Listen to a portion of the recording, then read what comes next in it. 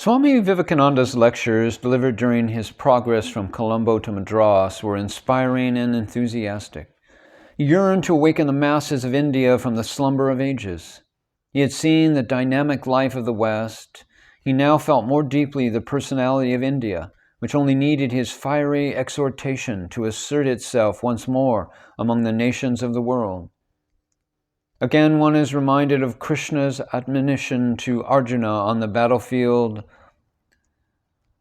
In this crisis, O Arjuna, Krishna has said, whence comes such lowness of spirit, unbecoming to an Aryan, dishonorable, and an obstacle to the attaining of heaven?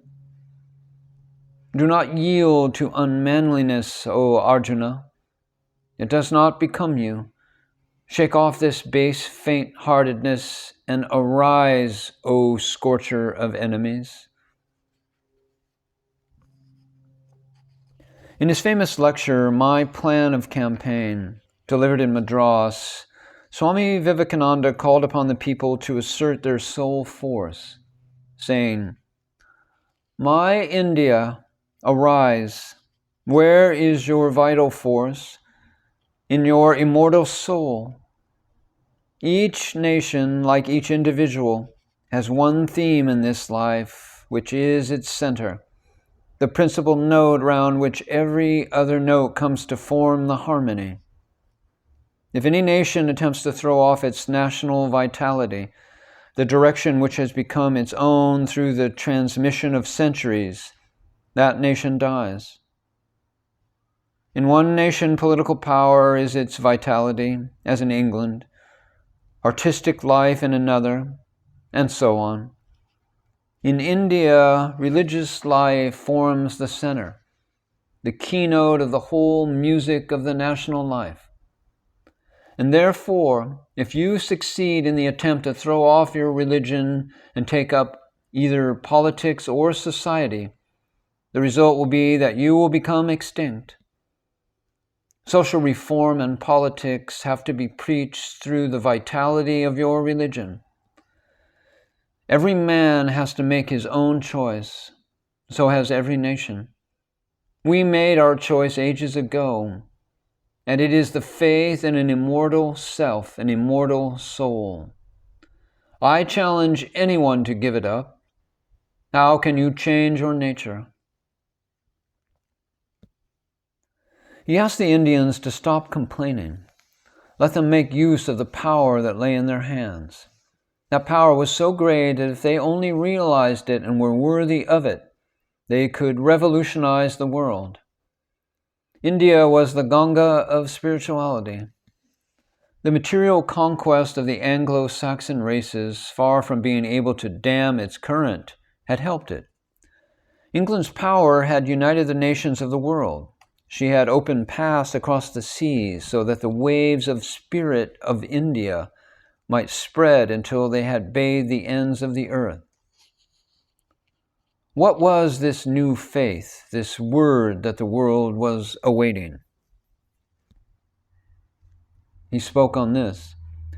The other great idea that the world wants from us today, more perhaps the lower classes than the higher, more the uneducated than the educated, more the weak than the strong, is that eternal grand idea of the spiritual oneness of the whole universe, the only infinite reality that exists in you and in me and in all, in the Atman, the self, the soul of all. The infinite oneness of the soul, that you and I are not only brothers, but are really one, is the eternal sanction of all morality. Europe wants it today just as much as our downtrodden races do, and this great principle is even now unconsciously forming the basis of all the latest social and political aspirations that are coming up in England, in Germany, in France, and in America. He wrote from an extract on the mission of Vedanta. What Swami Vivekananda preached was the essence of the non-dualistic Vedanta, the deepest and unique expression of India's spirit. I heard once the complaint made that I was preaching too much Advaita, absolute non-dualism, and too little of dualism. I know what grandeur, what oceans of love, what infinite ecstatic blessings and joys there are in dualistic religion. I know it all. But this is not the time for us to weep, even in joy. We have had weeping enough. No more is this the time for us to become soft. This softness has been with us till we have become like masses of cotton. What our country now wants is muscles of iron and nerves of steel, gigantic will, which nothing can resist, which will accomplish their purpose in any fashion, even if it means going down to the bottom of the ocean and meeting death face to face. That is what we want, and that can only be created, established, and strengthened by understanding and realizing the ideal of Advaita, that ideal of the oneness of all. Faith, faith, faith in ourself, Atman. If you have faith in the 330 millions of your mythological gods, and in all the gods which foreigners have introduced into your midst, and still have no faith in yourself, there is no salvation for you.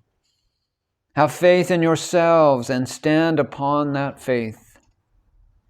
Why is it that we 330 millions of people have been ruled for the last 1,000 years by any and every handful of foreigners? Because they had faith in themselves and we had not.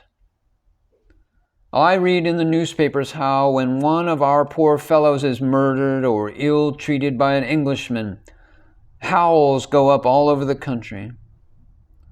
I read and I weep, and the next moment comes to my mind the question of who is responsible for it all. Not the English. It is we who are responsible for our own degradation. Our aristocratic ancestors went on treading the common masses of our country underfoot until they became helpless. Till under this torment the poor, poor people nearly forgot that they were human beings. They have been compelled to be merely hewers of wood and drawers of water for centuries, so that they are made to believe that they are born as slaves, born as hewers of wood and drawers of water. Swami Vivekananda exhorted the leaders to cultivate the indispensable virtue of feeling for the people. He said, "Feel, therefore, my would-be reformers, my would-be patriots. Do you feel? Do you feel that millions and millions of the descendants of gods and of sages have become next-door neighbors to brutes? Do you feel that millions are starving today and millions have been starving for ages? Do you feel that ignorance has come over the land as a dark cloud? Does it make you restless? Does it make you sleepless? Has it made you almost mad? Are you seized with that one idea of the misery of ruin? And have you forgotten all about your name, your fame, your wife and children, your property, even your own bodies? If so, that is the first step to becoming a patriot. For centuries, people have been taught theories of degradation. They have been told that they are nothing.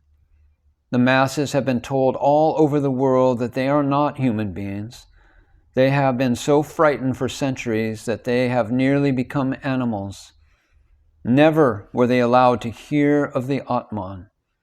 Let them hear of Atman, that even the lowest of the low have the Atman within, who never dies and never is born, him who the sword cannot pierce, nor the fire burn, nor the air dry, immortal, without beginning or end, the all-pure, omnipotent, and omnipresent Atman.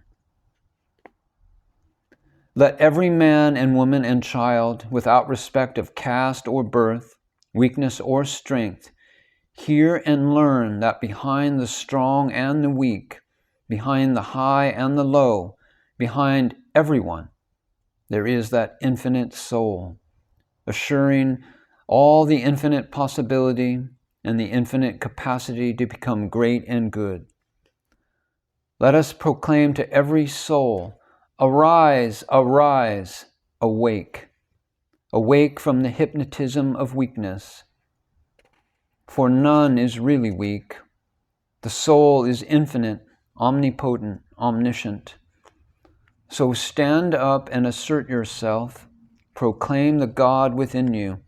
Do not deny him.